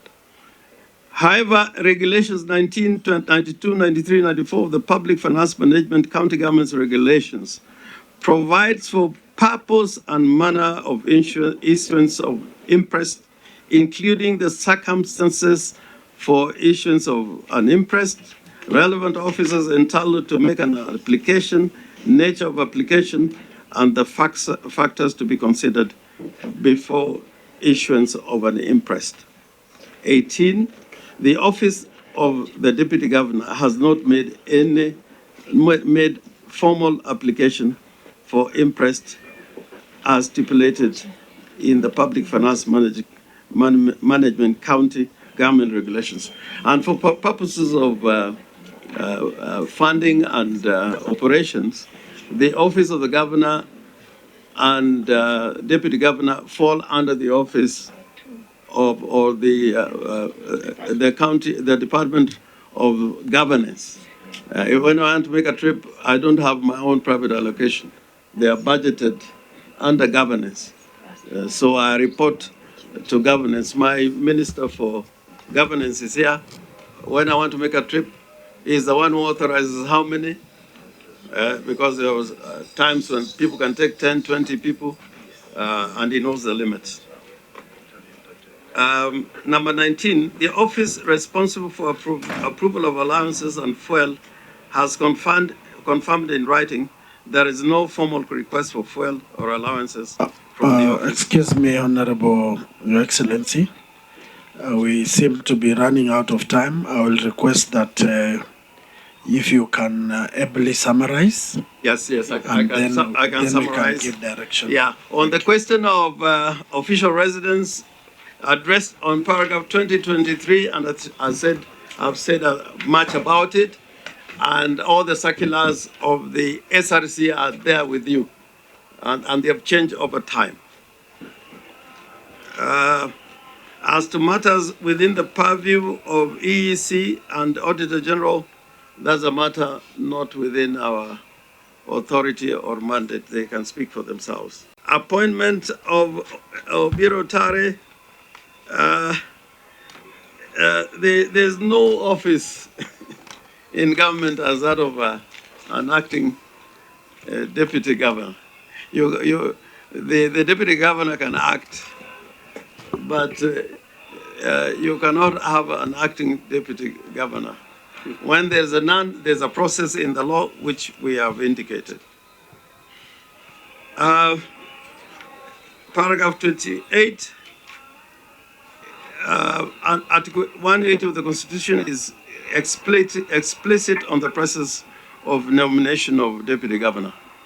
Honorable Shkuku used to call himself the people's watchman. Now, watchman didn't come running here saying, why should he claim the watchman? If somebody is claiming he's deputy governor, there are people who are campaigning in the county saying, I'm governor. I really have nothing to do with that. That is claptrap. That is now engaging in trivialities. And the Senate should not be engaged in claptrap or trivialities with respect. Attempt to resolve the dispute, let me say without reading, in Siaya, we got a unique situation. In the county assembly, there is no minority. They all belong to one political formation. The county government of Siaya is an ODM government, so to speak. And when you have a deputy going out to say, and we quote him, when he went and appeared, and he said this in many places. Spice FM on 13th July 2023, Honorable William Oduol said, I want to hold my government accountable. I want to ensure good governance. Nothing wrong with that. And then interview asked him, you want the opposition within? And he says, exactly. Then he said, in a baraza and many barazas, I, as William Oduol, I am ODM elected deputy governor that has made a conscious and deliberate decision to work with the Kwanza government. I have no problem with that. But unfortunately, the government, the party that sponsored me was the ODM party, and I have no shame to say that. And if you look at the Constitution, a deputy governor is never elected. It talks about the election of the governor. And the governor is required under the Constitution and the law to be accountable and responsible to the governor. And if he can do that, I have no problem. I have no problem. I have no problem even today. If he says, I'm willing to work as your deputy, I have no problem. That is his constitutional role. And I will not interfere, including, occupying his office. I cannot interfere. And finally, on the question of attending cabinet meetings, it is upon him to decide whether he wants to attend. But I can tell you, I want to tell you without fear of contradiction, that he is in a hostile territory. We are all politicians. He is in a hostile territory. He is in a hostile territory. And that's why he has some difficulty functioning within the main headquarters of the county. I offered to give him an alternative office. He refused. And instead he came with a contingent of policemen who guard him when he is at the county headquarters. We are multi-party state, have no problem with that, but is dealing in an environment where the county government is sponsored by a particular political formation. And if today he says that he's bound by the doctrine of collective responsibility, because he said even that doctrine, he does not recognize it. I don't know how you can operate in a cabinet where you walk in and say, all that has been said is trash. It can't work. Even as a Senate committee, resolution of the Senate committee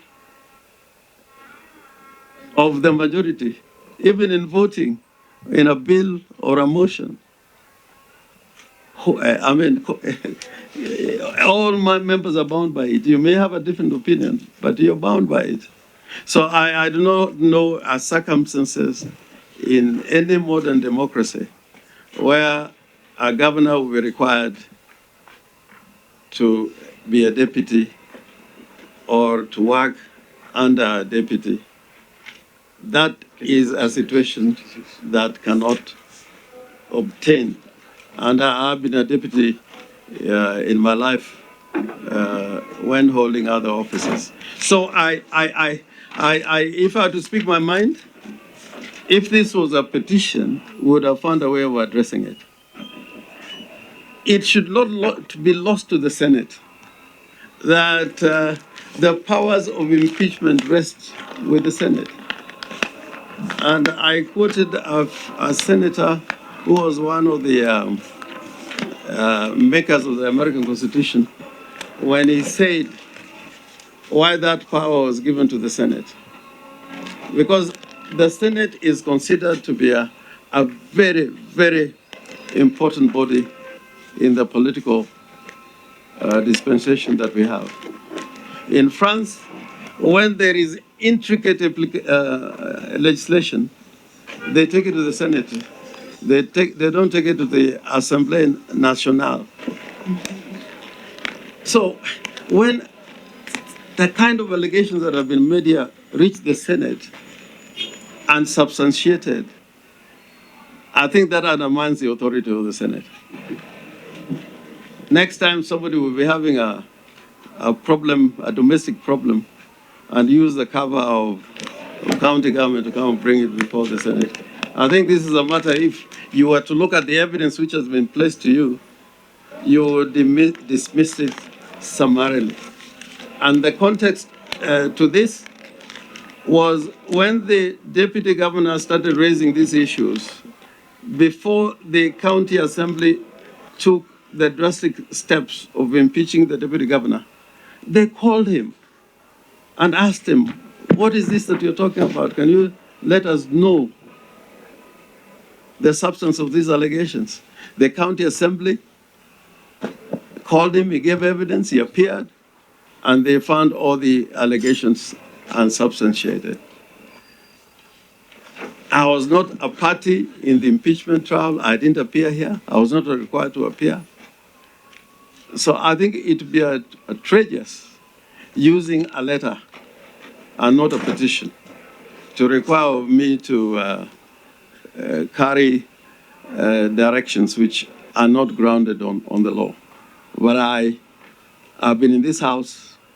I've represented deputy governors who are in terrible positions in my legal practice. And I know their concerns. And that's when I took over the office of governor. I sympathized with the deputy governor. And I said he must have a substantive role. I gave him the whole finance department to run.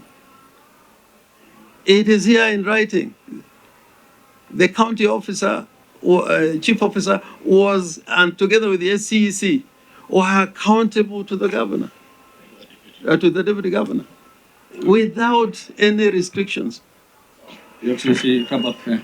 So I think next time you summon me here, as a senior legislator was standing, and that not to say that you don't oversight me being a governor. Yeah. But I think for the authority of this, the House of the Senate,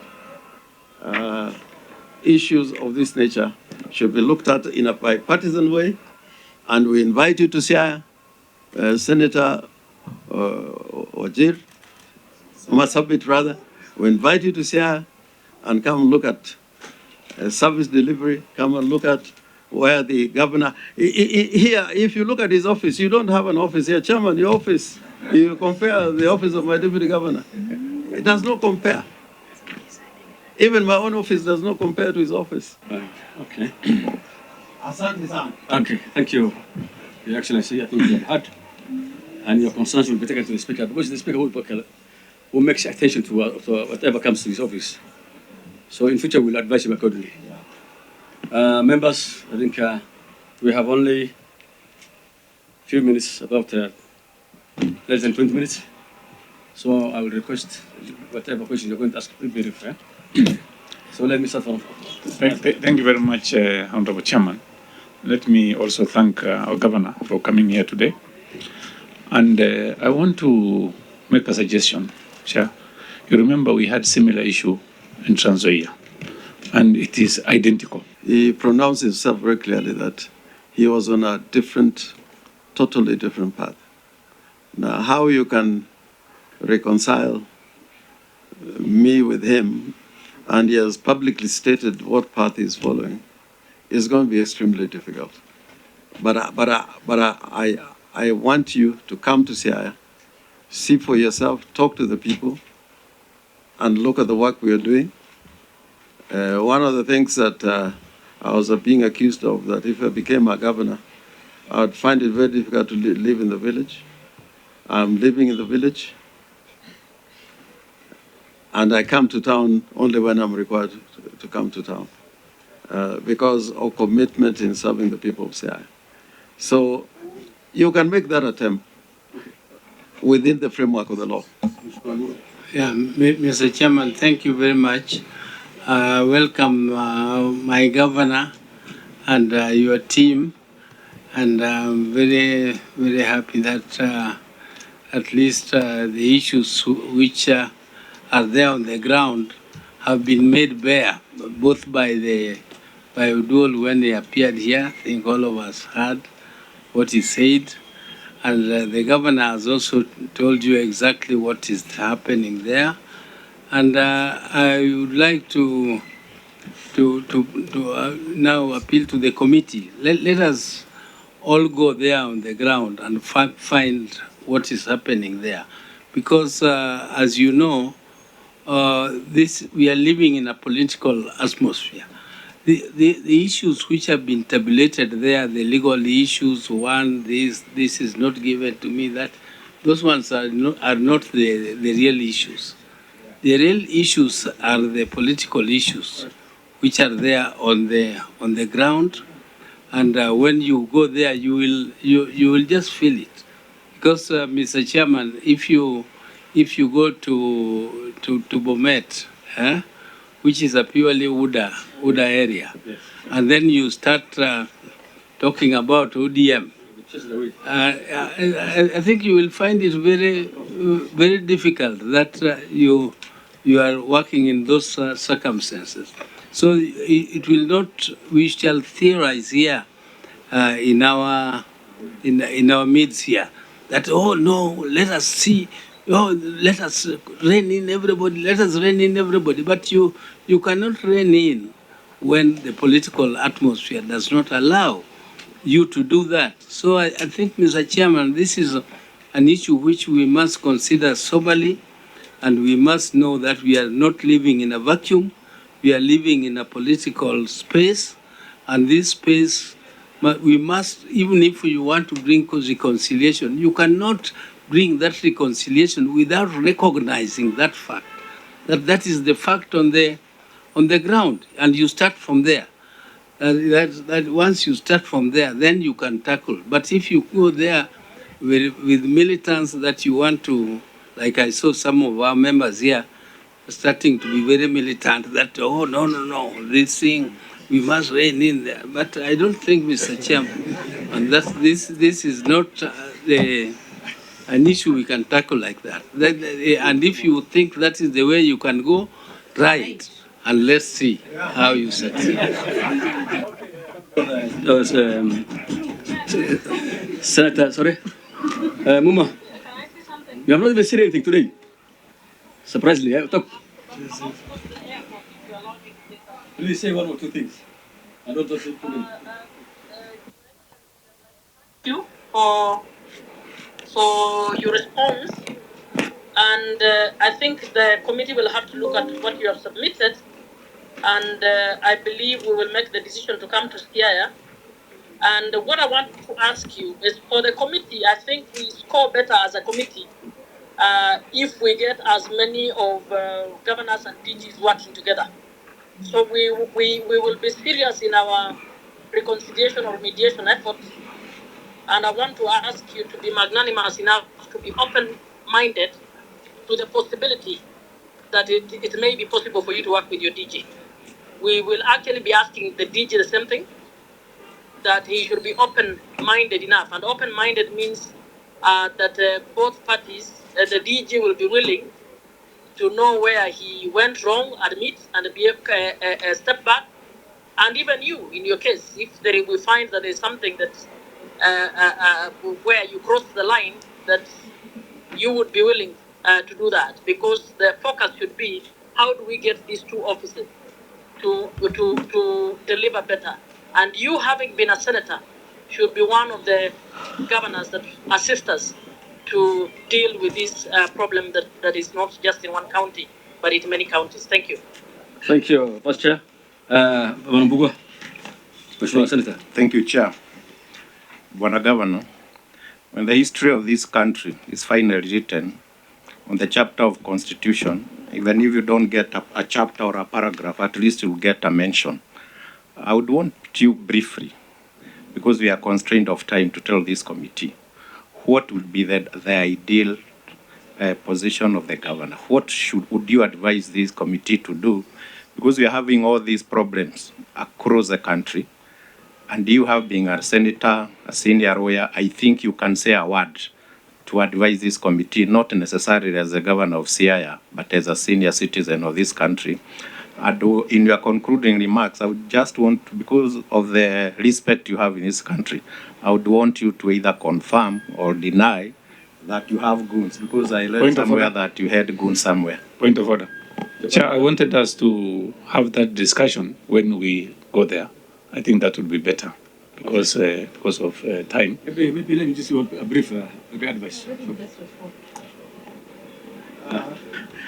From my understanding, the position of Deputy Governor, which reflects the position of Deputy Governor, Deputy President, was crafted to give protection to Deputy Governors and Deputy President, because there was a period in this country where a Vice President could be sacked on the roadside. And there are so many examples of that. But the provisions of the Constitution did not envisage a situation where the Deputy President or the Deputy Governor is given roles, functioning roles. And this is a situation that is akin to what is in the United States of America. If you look at the practice in that democracy, the office of the Deputy Vice President is basically important when there's a vacancy, so that there's no lacuna, there's no gap in leadership, there's no vacancy.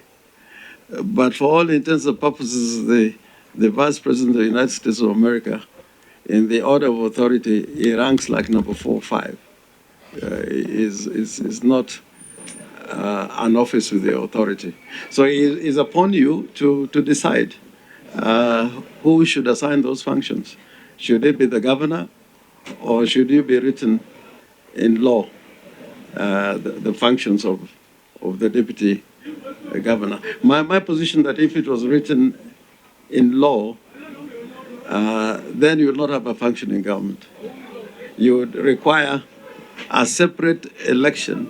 There are some democracies where, and I think in the United States is obtained in the early days, where in an election, the person who is number 2 becomes the deputy. So he has got some mandate or authority. But in our system, the person who is elected is the governor, and the governor nominates the person to be the deputy governor or the deputy president. So it is a constitutional debate which we should have. But either way, you'll have the dangers. You may have a system that would be very difficult to have functioning. But I don't have the last word on this. Okay. Thank you, Mheshimiwa Governor.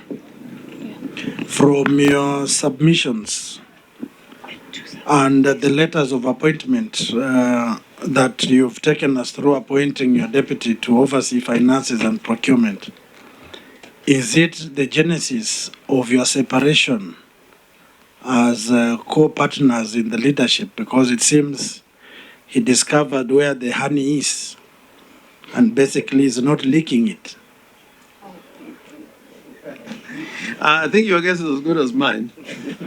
But Mr. Chairman, I had warned the governor against Oduol when he was appointing him, because I told him that it was not going to be easy. Yeah. And that is true. Including my own party leader, told me you are making a big mistake. Big.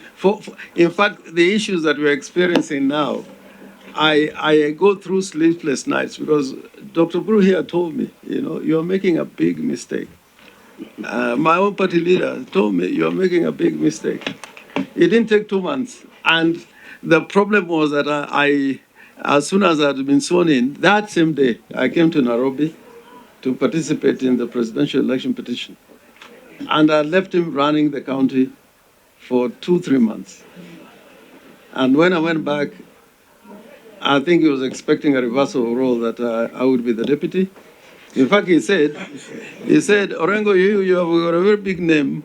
You help Raila Ukoju. And I'll help you up Achini.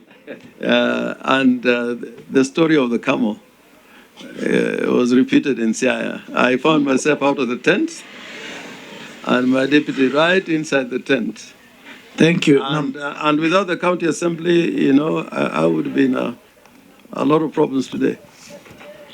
Number two, based on the confessions of my good friend Senator Youth Leader Oburu Odinga Daktari, that this is a political problem, might it have been fueled further by his salvation by Senate? Now that after his salvation at the Senate, he can no longer land. It's too hot and the smoke is too much for him to breathe in Siaya County. And that smoke may be even against the Senate. Because the people in Siaya are saying, this is the way it should have gone. And the Senate, in fact, he doesn't even say the Senate saved him. As I've put it, he said Kenya Kwanza saved me. Even as he walked out after the impeachment, the company spoke louder than words. I don't, and I've been in this political situation many times. If I go to a county like Oburu was saying, and I start talking a different political language, hata kabla kusema chochote, I'll find myself flying in the air because whatever I'm saying is not amenable to the people there. So I think it's the deputy governor to decide. Yeah. Okay. Yeah. Thank you. I think finally, present this. Your Excellency, we come to the end of the session. We are rushing to the chamber. I want to thank you so much. Those are the documents presented by the Deputy Governor. Maybe I want to make one request. The committee is willing to visit your county. And as you rightly said, that there's hostile environment. Of course, we know we're all politicians.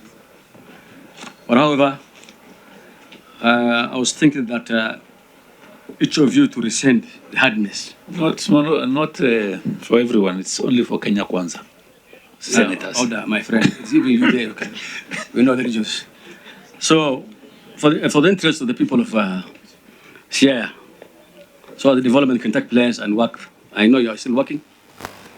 But however, I would like, as a senior council, as an elder, as a governor, to be a bit accommodative to at least allow.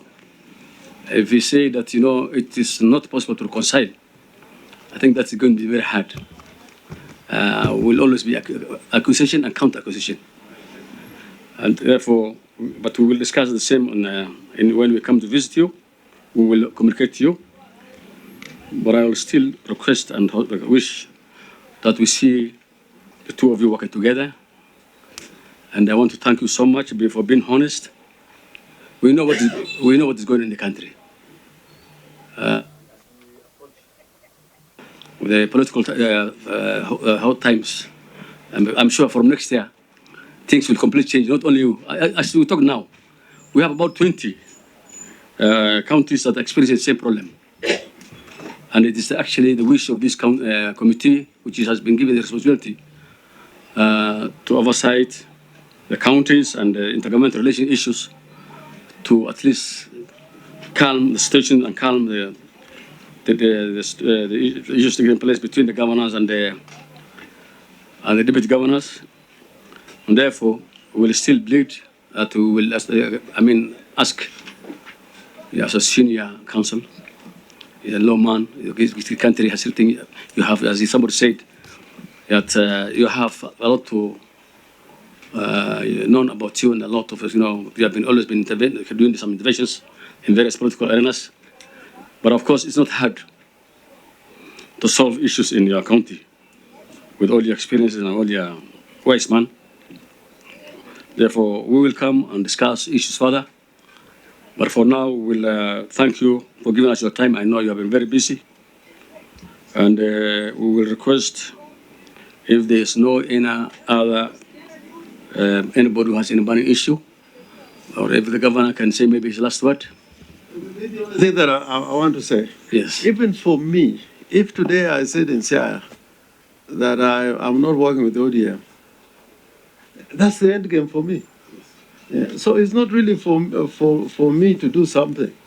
If the deputy governor can say, I am back to my political party, I am a deputy governor and I'm not in contention with the governor, that I agree that the doctrine of collective responsibility and accountability applies.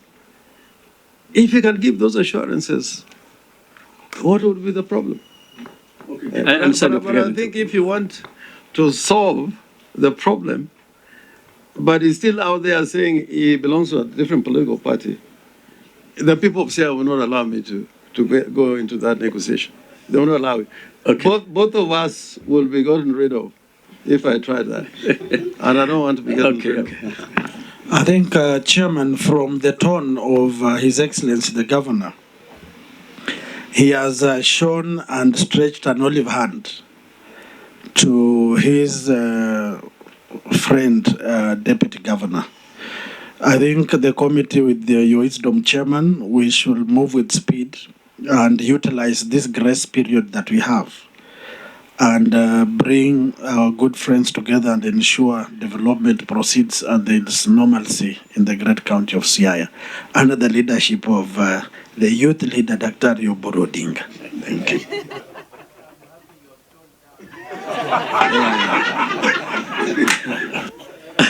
I think that's okay. Of course, we have to return down for the interest of everybody. Your Excellency, I think we will excuse you. Thank you very much. And thank you for your time. We'll meet again. I think we will communicate to you the time we are going to visit you. With those few remarks, thank you very much and most welcome again.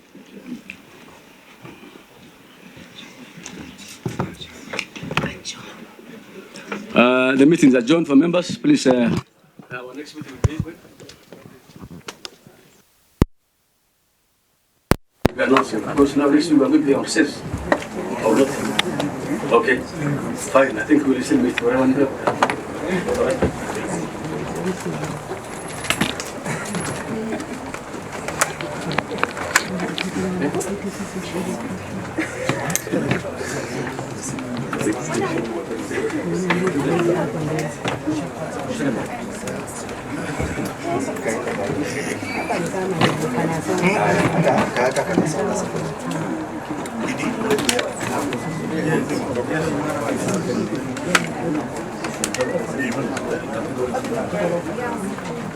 Senate.